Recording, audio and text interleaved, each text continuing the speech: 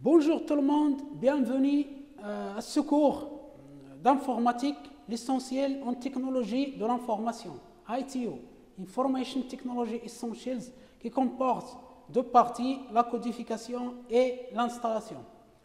Dans la première vidéo ou bien la première séance, nous avons parlé des systèmes de numération.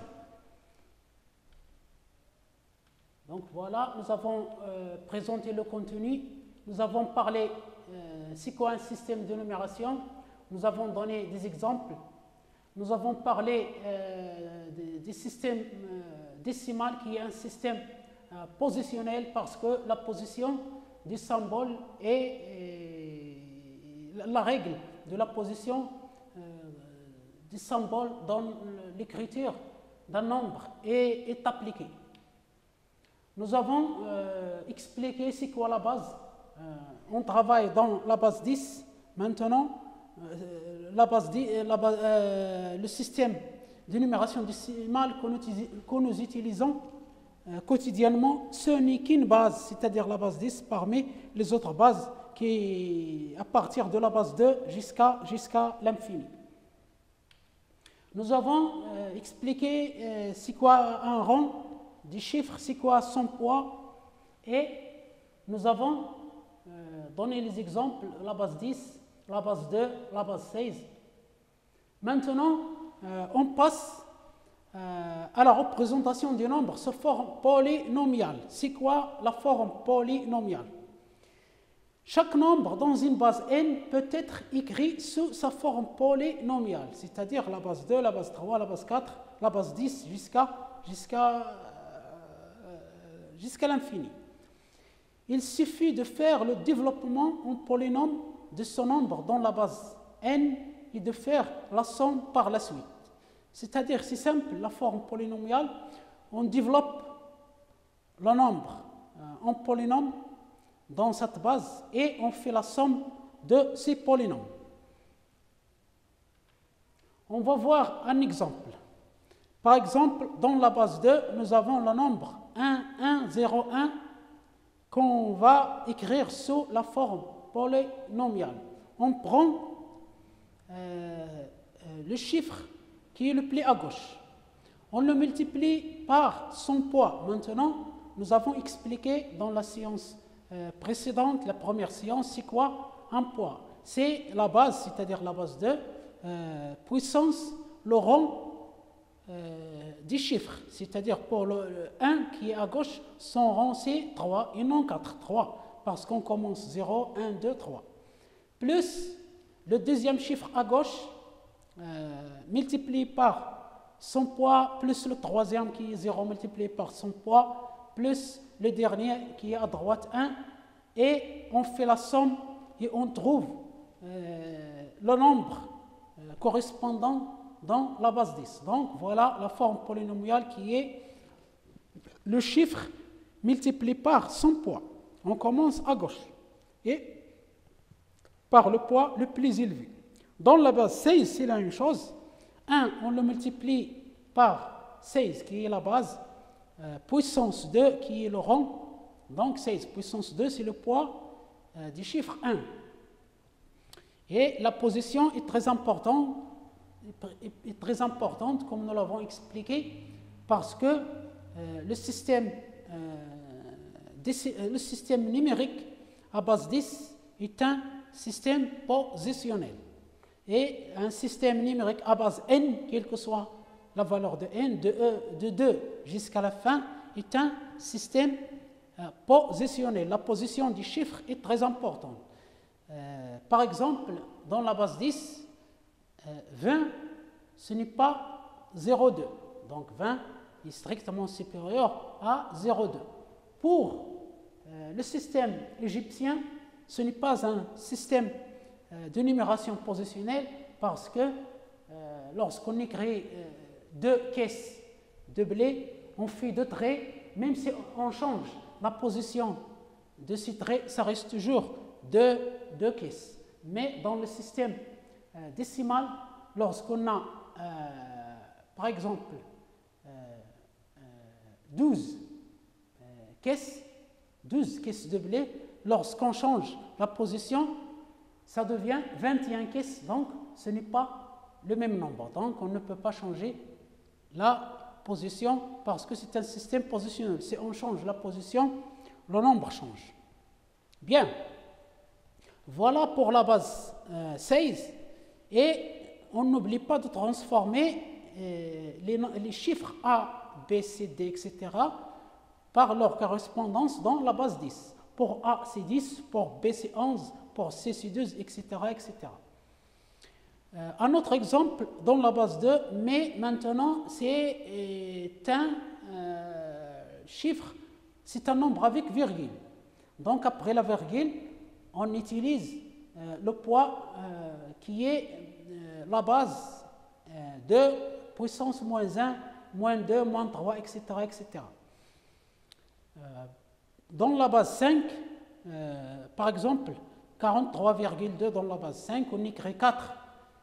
Le chiffre qui a le poids le plus élevé, 4 fois 5 puissance 1 plus 3 fois 5 puissance 0 plus 2 fois 5 puissance moins 1 parce que 2 vient après la virgule. Et ça nous donne 23,4 dans la base 10. Donc voilà la forme polynomiale tout simplement d'un nombre dans une base n.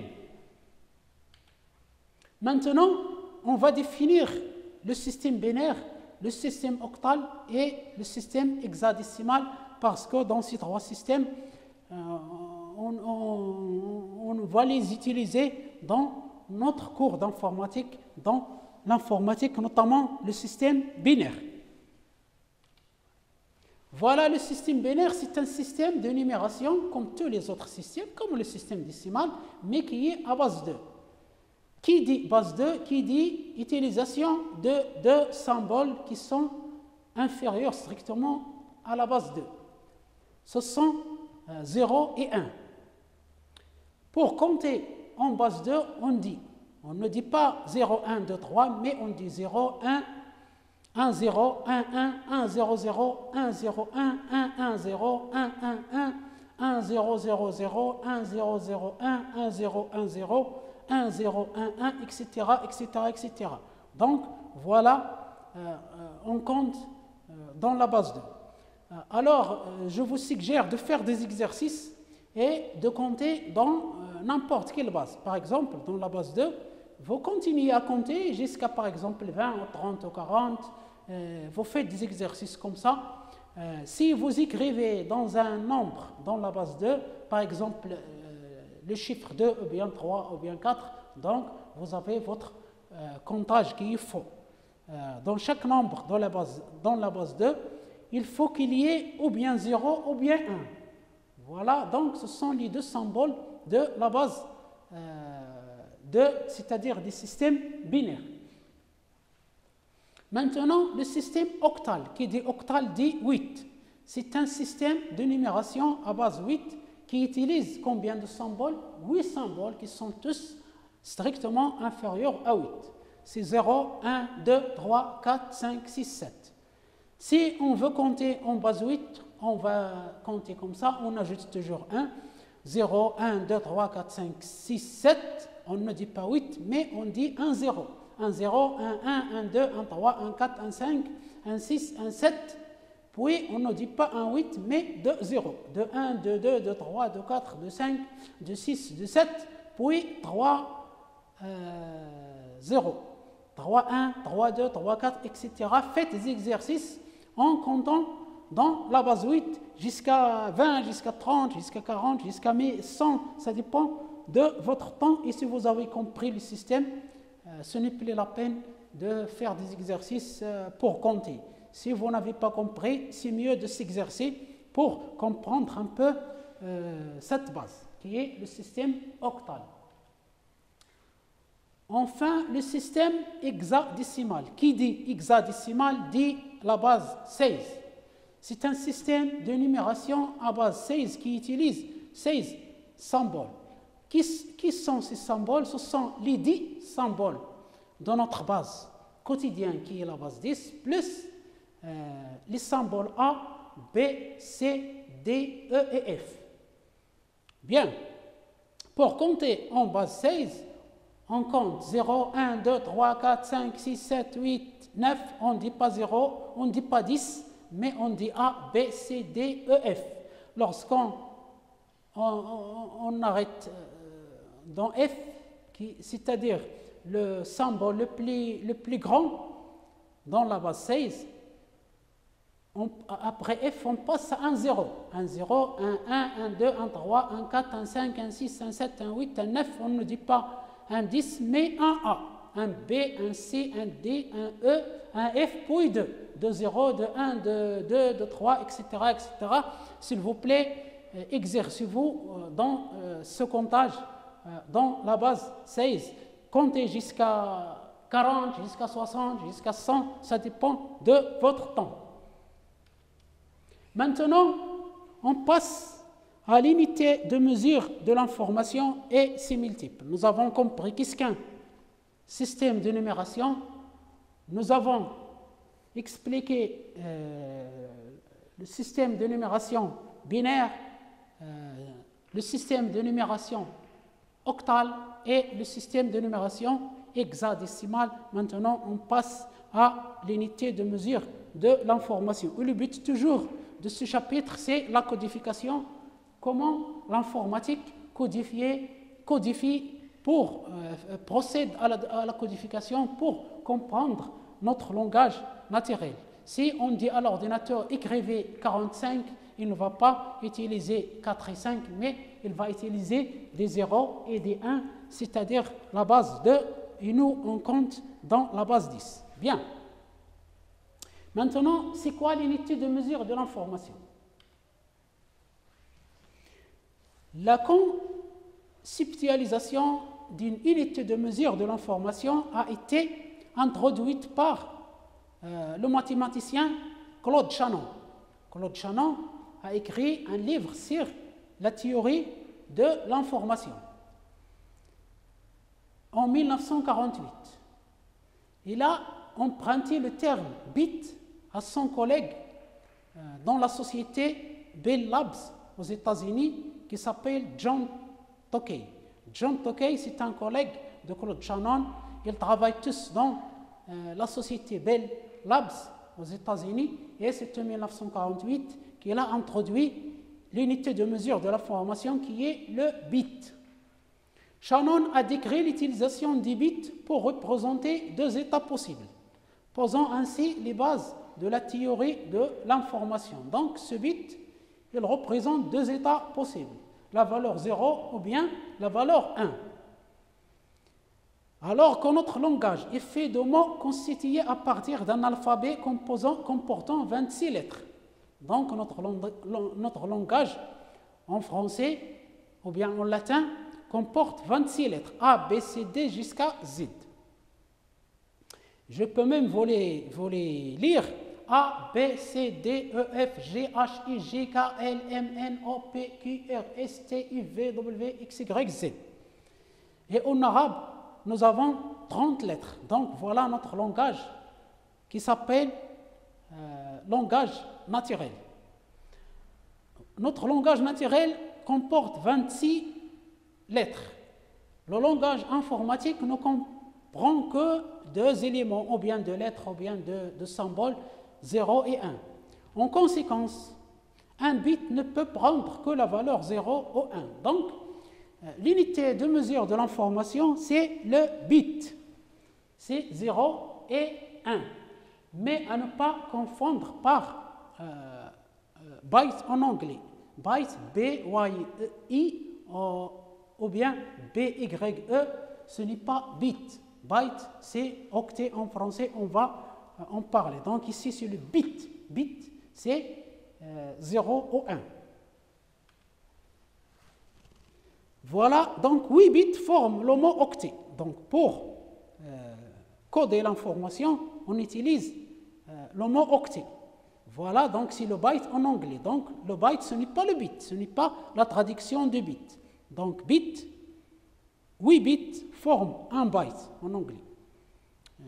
Et octet en français. Avec un octet, on peut écrire 2 à la puissance 8 caractères, c'est-à-dire 256 caractères. Donc pour 8 bits, on peut coder 256 caractères alphanumériques différents, c'est-à-dire, c'est quoi un caractère alphabétique? C'est A, B, C, D jusqu'à Z. C'est quoi un caractère numérique? C'est 0, 1, 2, 3, jusqu'à 9. Donc voilà, nous avons un octet qui est égal à 8 bits. Et cet octet, c'est l'unité de mesure de l'information. Donc après le bit, c'est l'octet, donc on prend l'octet pour mesurer l'information. C'est en octet que l'on va mesurer le poids ou plus exactement l'encombrement d'un fichier. Par exemple, nous avons un fichier de combien? Par exemple, un fichier Word de 4 kilo-octets. Donc, on mesure l'encombrement, c'est-à-dire la place que prend ce fichier dans le disque dur ou bien dans la clé USB ou bien dans la mémoire de l'ordinateur.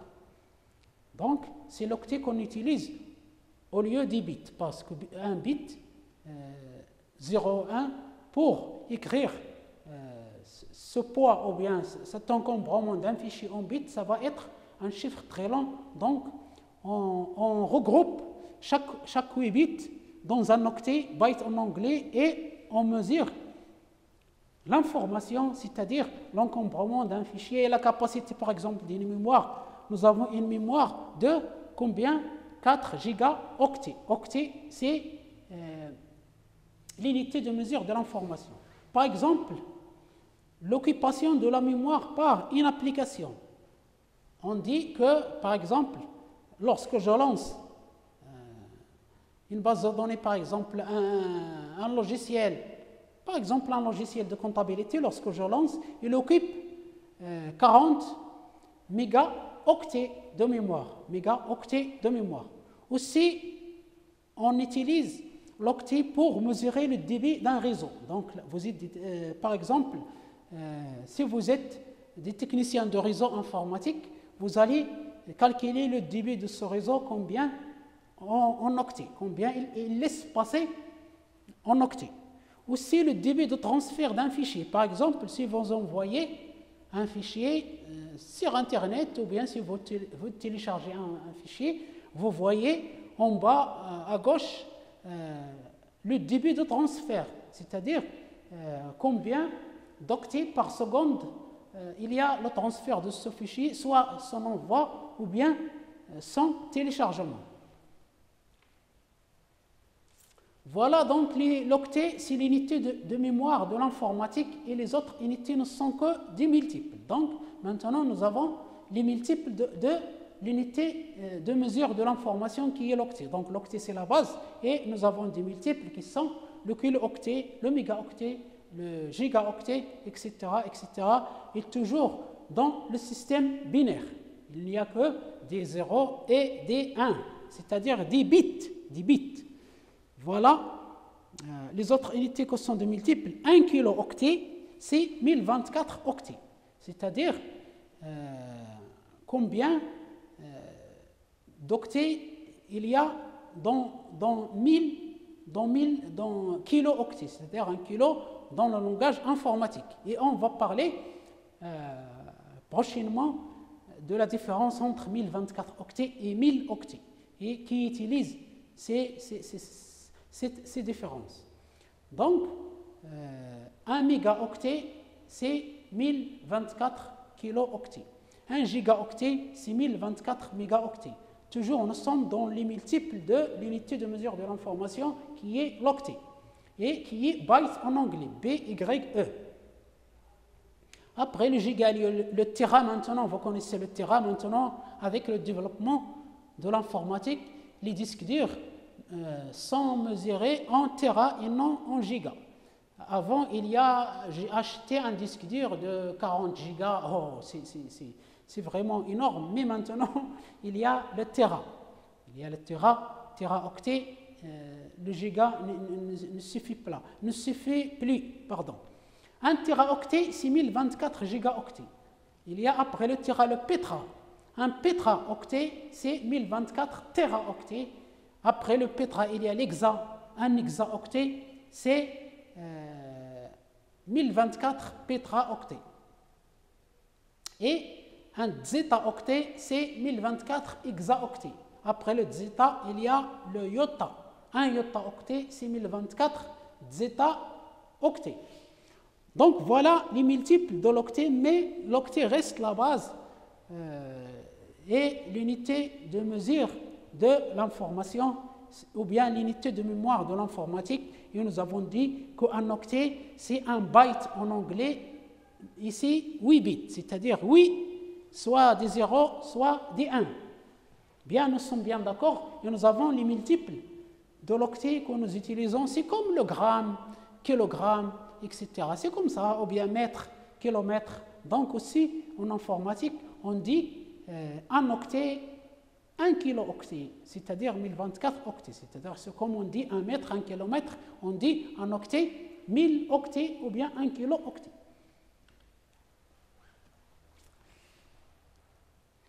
Pour mesurer l'information en multiples de l'octet, on utilise soit des préfixes binaires, c'est-à-dire ce qu'on appelle kibi, on multiplie par 2 à la puissance 10. Donc, 1 kilo octet, c'est 2 à la puissance 10 octets, c'est-à-dire 1024 octets. Ou bien mibi, c'est-à-dire on multiplie par 2 à la puissance 20, c'est-à-dire 1 48 576.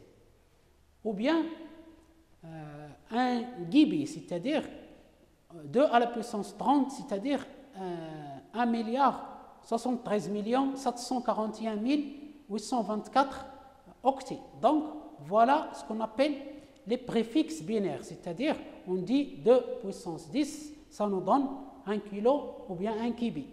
2 puissance 20, ça nous donne 1 mibi, et 2 puissance 30, ça nous donne 1 gibi.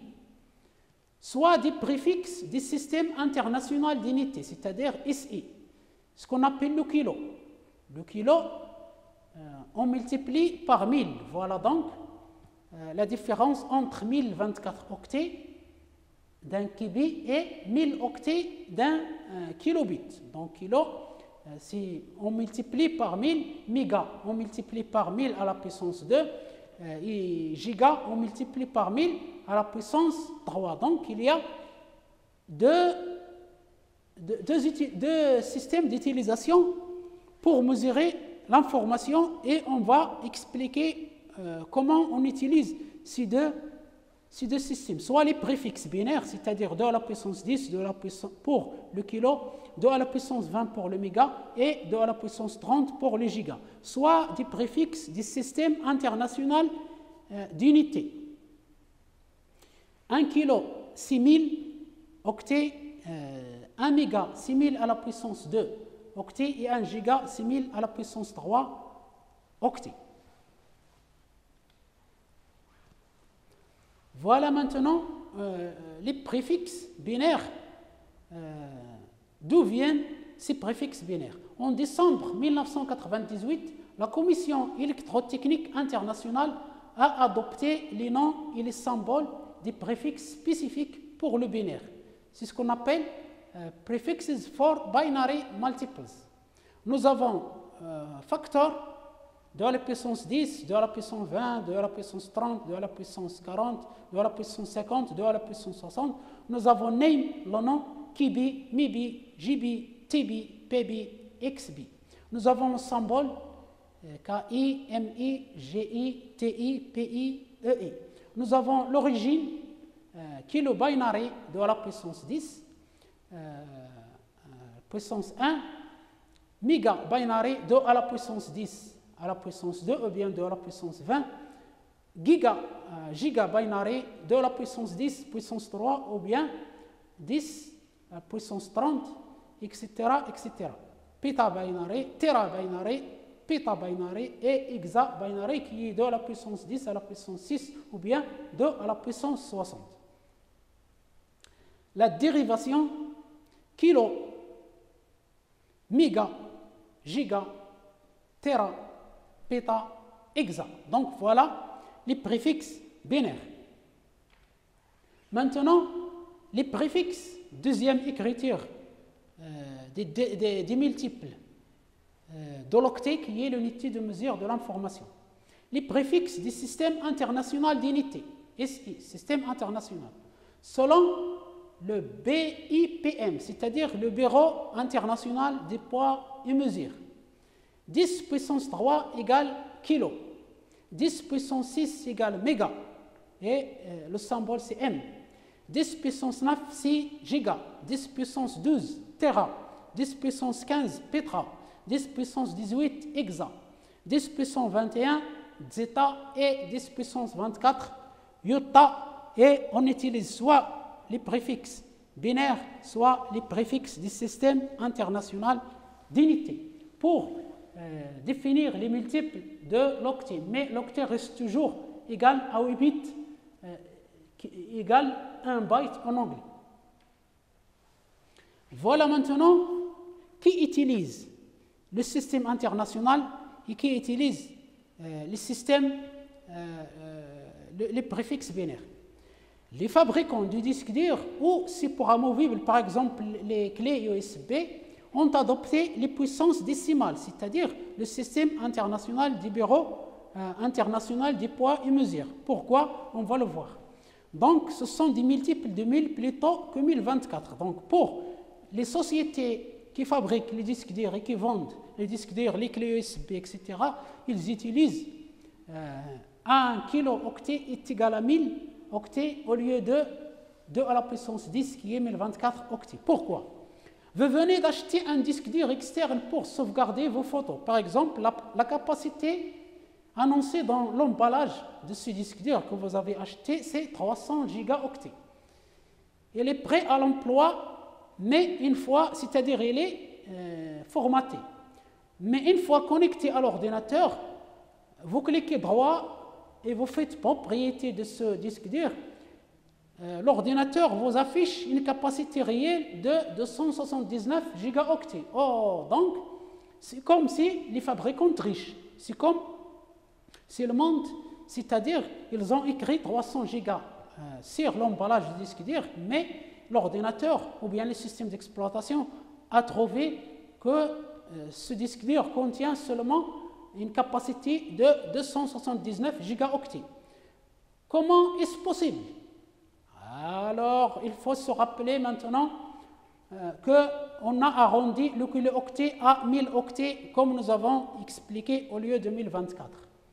Donc, les fabricants, au lieu d'utiliser 1024 octets pour le kilo, ils ont utilisé le système international qui est 1000 octets dans le kilo-octet au lieu de 1024, bien sûr, pour vendre et pour augmenter la capacité de leurs produits. Donc, 1024 puissance 3 octets est égal à 1,07 giga qu'on multiplie par 279 qui nous donne 300 gigaoctets arrondis. Donc voilà, pour trouver 300 gigas, on multiplie la capacité réelle par 1,07 gigaoctets. Donc cette formule, je ne vais pas l'expliquer parce que ça prend beaucoup de temps, mais c'est simple pour les gens qui maîtrisent déjà cette mesure d'information. C'est évident, on utilise deux systèmes différents. Les préfixes binaires, c'est-à-dire 1 kilo égale 1024 octets, et le système international, 1 kilo-octet est égal à 1000 octets seulement. Donc il y a une différence de 81 gigaoctets, mais c'est toujours la même capacité. Les fabricants disent que c'est 300 gigas parce qu'ils adoptent le système international, 1 kilo est égal à 1000 octets, et les informaticiens disent que ce n'est pas 300 gigas, c'est 279 gigas parce qu'ils utilisent les préfixes binaires, 1 kilo égale 1024 octets. Donc voilà l'explication de cette différence et de cette utilisation des deux systèmes. Les programmeurs, eux, utilisent les multiples de 24 octets, c'est-à-dire les préfixes binaires, car au début de l'informatique, on travaillait très bas niveau, c'est-à-dire lorsque l'informatique commence à se développer après la Deuxième Guerre mondiale, c'est-à-dire après 1945, on utilise un langage, les programmeurs utilisent un langage proche des microprocesseurs. Ce dernier, le microprocesseur, travaille avec des bits, comme nous l'avons vu, c'est-à-dire il travaille avec des 0 et des 1. 0, le courant magnétique, électromagnétique ne passe pas. 1, le courant électromagnétique passe. Ou bien le courant électrique, ça dépend des supports d'information. Toutes les unités de stockage étaient des puissances de 2. Donc, parce qu'on travaille avec avec 2, la base 2, l'unité de stockage était des puissances de 2. 2 à la puissance 8 donne 256. 512, 1024. 1024, c'est 2 à la puissance 10. Et 512, c'est 2 à la puissance 9, si je ne me trompe pas. Et comme 1024 était proche de 1000, on a par commodité, par convention, utilisé la notation de kilo. C'est-à-dire, parce que 1024 est proche de 1000, on utilise kilo-octet pour désigner 1024 octets, tout simplement. Et ça, c'est le langage des informaticiens, le langage des programmeurs. Mais le langage des commerçants qui vendent leur disque dur, leur ordinateur, leur clé USB, ils n'utilisent pas 1024 octets, mais ils utilisent 1000 octets, bien sûr, pour augmenter leurs chiffres, pour faire la publicité. Oh, je vends moi un disque dur de 300 gigas. Lorsqu'il dit que c'est 279 gigaoctets, c'est un peu moins que 300 gigas, il risque de ne pas vendre sa marchandise. On passe maintenant à l'Internet. Vous connaissez tous le débit de connexion. On mesure le débit de connexion Internet par exemple, 512 kilobits par seconde, jusqu'à 200 mégabits par seconde. Ces chiffres vont augmenter, bien sûr, à cause des progrès technologiques. Mais attention, on n'est plus dans l'octet. Attention, il s'agit de kilobits ou bien mégabits par seconde. Qui plus est ce débit est maximum, car il dépend également du facteur propre à chaque installation. Donc, il faut être attentif, il faut faire attention, ne pas confondre kiloctet ou bien kilobyte, c'est-à-dire un kilooctet ou bien un mégaoctet, avec le kilobit utilisé dans l'Internet, utilisé dans la publicité ce n'est pas les constructeurs, mais les sociétés de télécommunications.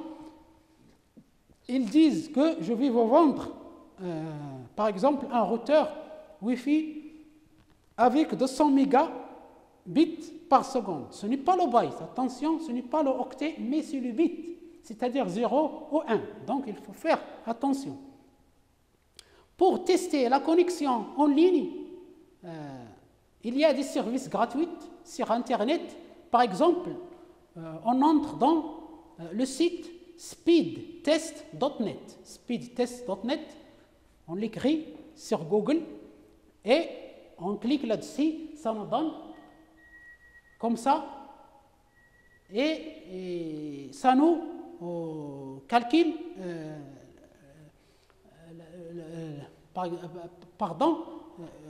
la rapidité ou bien la vitesse de notre connexion Internet que nous venons d'acquérir chez un fournisseur d'Internet, un broker en anglais, on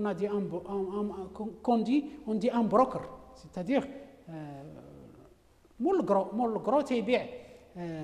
ils vendent les services Internet et ils nous a vendu une connexion Internet et on peut tester gratuitement cette connexion par cet outil gratuit qui est sur Internet, c'est speedtest.net. Ça nous donne, par exemple, pour cette connexion que j'ai testée moi-même, le ping, c'est-à-dire la vitesse pour envoyer une information à un ordinateur, par exemple le serveur du fournisseur de la communication, de l'Internet, et pour qu'il revienne, il met un laps de temps, il a mis 28 millisecondes. Pour le téléchargement, c'est 3,78 mégabits par seconde. Ce bit, c'est le bit, c'est 0 et 1, ce n'est pas l'octet, ce n'est pas le byte. Pour envoyer un fichier sur Internet, c'est-à-dire le charger, ce n'est pas télécharger, upload en anglais, télécharger, c'est download en anglais. Donc, on l'envoie, on le charge. Par exemple, on l'envoie sur notre chaîne YouTube, par exemple.